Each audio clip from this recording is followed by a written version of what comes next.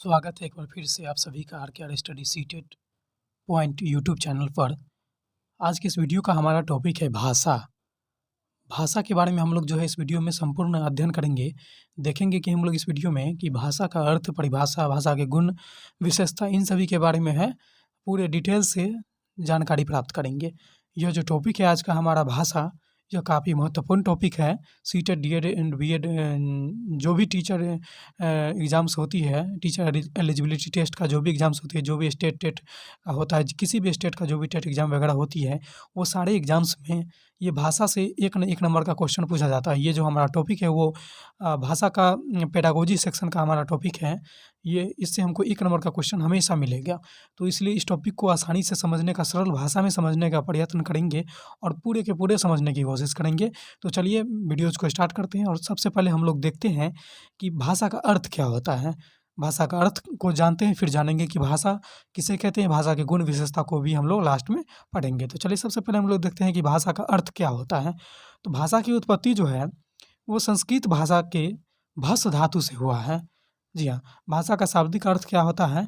तो उस भाषा के शाब्दिक अर्थ को जानने के लिए हमको सबसे पहले भाषा की उत्पत्ति को जानना होगा। तो भाषा की उत्पत्ति जो है वह संस्कृत भाषा के भस धातु से हुआ है। भस धातु का अर्थ होता है व्यक्त वाणी। व्यक्त वाणी का मतलब ये हुआ कि वो ऐसा वाणी जो व्यक्त हो सके, जिसे हम प्रस्तुत कर सकते हैं, जिसे हम किसी के सामने रख सकते हैं, ठीक है? और व्यक्त वाणी का जो अर्थ होता है वो यह है कि स्पष्ट और पूर्ण अभिव्यंजना, यानी कि वैसा वाणी जो स्पष्ट हो, जिसका कोई सार्थक अर्थ निकलता हो।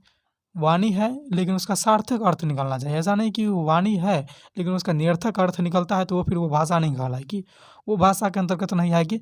भाषा का मतलब है कि वाणी तो होना चाहिए लेकिन उस वाणी का कोई ना कोई सार्थक अर्थ निकलना चाहिए।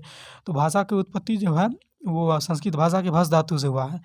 तो यहाँ से हम लोगों का एक नंबर का क्वेश्चन बन सकता है, एक नंबर का क्वेश्चन एग्जाम्स में पूछे जा सकते हैं कि भाषा की उत्पत्ति जो है वो कहाँ से हुई है और उसका अर्थ क्या होता है। तो यहाँ पे हमारा आंसर होगा कि भाषा की उत्पत्ति जो है संस्कृत भाषा से हुई है। संस्कृत भाषा के भस धातु से हुई है, जिसका अर्थ होता है व्यक्तवाणी।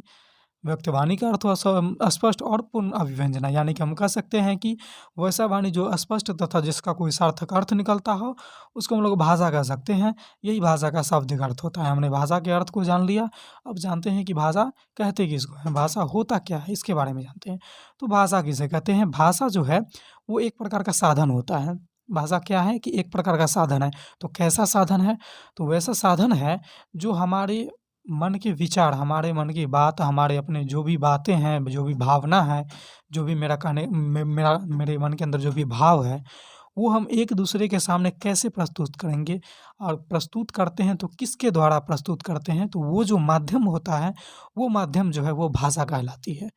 जैसे मुझे कभी खुशी मिली, कोई समस्या है, कोई चीज़ की ज़रूरत है, किसी से कुछ कहना है, तो जब हम इन चीज़ों को किसी के साथ शेयर करते हैं, किसी को बताते हैं, तो ये जो है हम जिस माध्यम के द्वारा बताते हैं, वो माध्यम हमारा भाषा कहलाता है।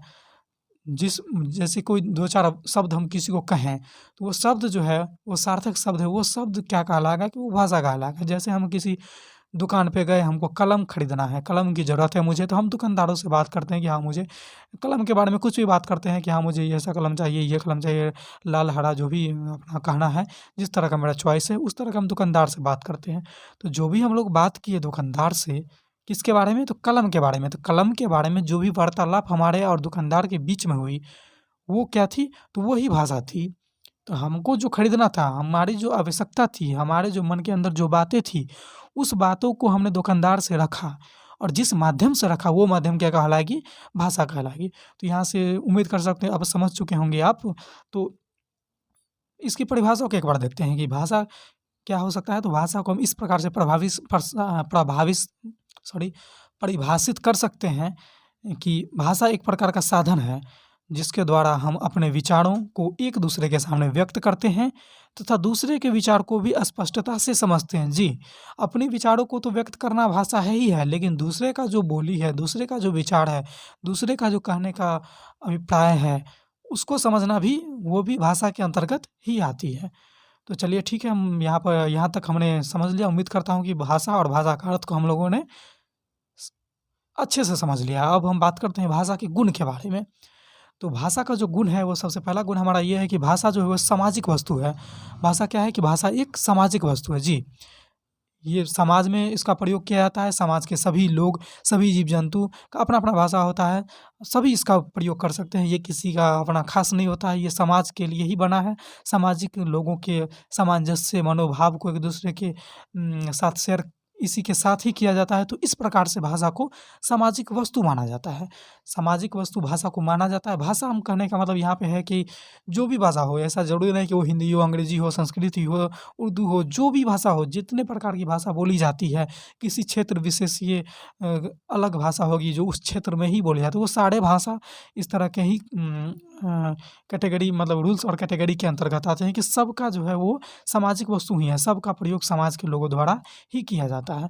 अगला पॉइंट है हमारा कि भाषा सर्वव्यापक है। यह अर्जित वस्तु है। भाषा का अर्जन अनुकरण के द्वारा होता है। जी, भाषा जो है वो अर्जित वस्तु है। भाषा को हम लोग अर्जन करते हैं, मतलब भाषा को हम लोग सीखते हैं। तो भाषा का अर्जन कैसे करते हैं, भाषा को हम लोग सीखते कैसे हैं? तो भाषा जो है वो हम अनुकरण के द्वारा सीखते हैं। किसके द्वारा सीखते हैं? तो भाषा का अर्जन जो है भाषा को है हम लोग अनुकरण के द्वारा सीखते हैं। अनुकरण यह होता है जैसे नकल करना, इसको हम लोग बोल सकते हैं अनुकरण को दूसरे भाषा में। तो जैसे कोई छोटा-सा बालक होता है वो परिवार में अपने बड़े लोगों का जैसे जैसे बोलते देखता है उसका वो अनुकरण करने लगता है। वो अच्छे बोलते हैं अच्छे सीखता है, बुरे बोलते हैं बुरा सीखता है। तो भाषा जो है वो अनुकरण के द्वारा सीखा जाता है। किसी जो कहाँ पे सीखा जाएगा तो उसके परिवेश, उसके आस-पास में जिस प्रकार की भाषाएँ बोली जाएगी, जो भी बालक है उसके परिवेश में जिस प्रकार की भाषाएँ बोली जाती है, वो उसका अनुकरण करने लगता है। तो भाषा जो है वो अनुकरण के द्वारा सीखा जाता है, उसका अर्जन किया जाता है। अगला पॉइंट है हमारा कि भाषा का प्रवाह जो है अविच्छिन्न है। जी, भाषा का प्रवाह जो है अविच्छिन्न होता है। यह मानव विचारों को वाहक और अभिव्यक्ति का माध्यम है। जी, मानव विचार का वाहक करने का मतलब हुआ कि मानव के जो भी विचार होते हैं, जो उनके मन की जो बातें होती हैं, वो इसका वाहक का कार्य करता है। मतलब एक लोगों से दूसरे लोगों तक पहुँचाने का कार्य करता है। और अभिव्यक्ति का भी माध्यम है। अभिव्यक्ति का मतलब हुआ कि उसके मन के अंदर जो भी विचार चल रहे हैं, उसको अभिव्यक्त करना, उसको प्रकट करना, उसकी जो भी विचार हैं अपना विचार विमर्श से आवश्यकता है, जो भी भाव है, कहना को चाह रहा है, उसको जो प्रकट करता है वो किसके माध्यम से करता है? तो वो भी भाषा के माध्यम से प्रकट करता है। तो यह भी एक भाषा का गुण है कि भाषा जो है मानव के विचार और अभिव्यक्ति का जो है वो वाहक का कार्य करता है। अगला है हमारा भाषा व्यापार द्वारा अर्जित किया जाता है। जी, भाषा जो है वो किसके द्वारा अर्जित किया जाएगा? तो भाषा जो है वो व्यापार के द्वारा अर्जित किया जाता है। भाषा सहज और नरसायगिक क्रिया है। जी, भाषा तो सहज है ही है लेकिन साथ में साथ भाषा नरसायगिक क्रिया भी होती है। भाषा प्रत्येक भाषा का ढाँचा स्वतंत्र होता है।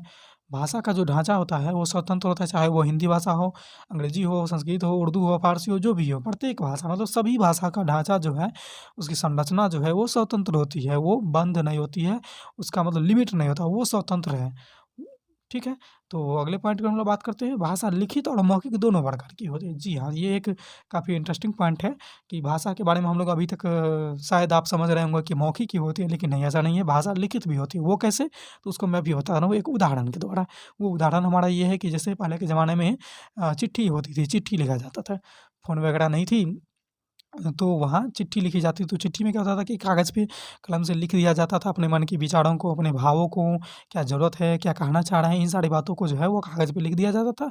और अगला दूर रहता था, कोई किसी दूसरे व्यक्ति जो कहीं और है, उसको वो भेज दिया जाता था डाक से, ठीक? तो जैसे ही उस व्यक्ति के पास वो चीज़ों को पहुँचता था, तो वो चीज़ को जो है व्यक्ति उसको पढ़ता था और फिर समझता था। तो वहाँ पे जो जैसे ही वो पत्र को पढ़ता था, तो उसमें से आवाज़ नहीं निकलती थी, सिर्फ़ कोई भी व्यक्ति उसको पढ़ के उसको समझता था, उसके अगला व्यक्ति क्या लिखा है, उनके भाव को समझता था, उनकी ज़रूरत को समझता था।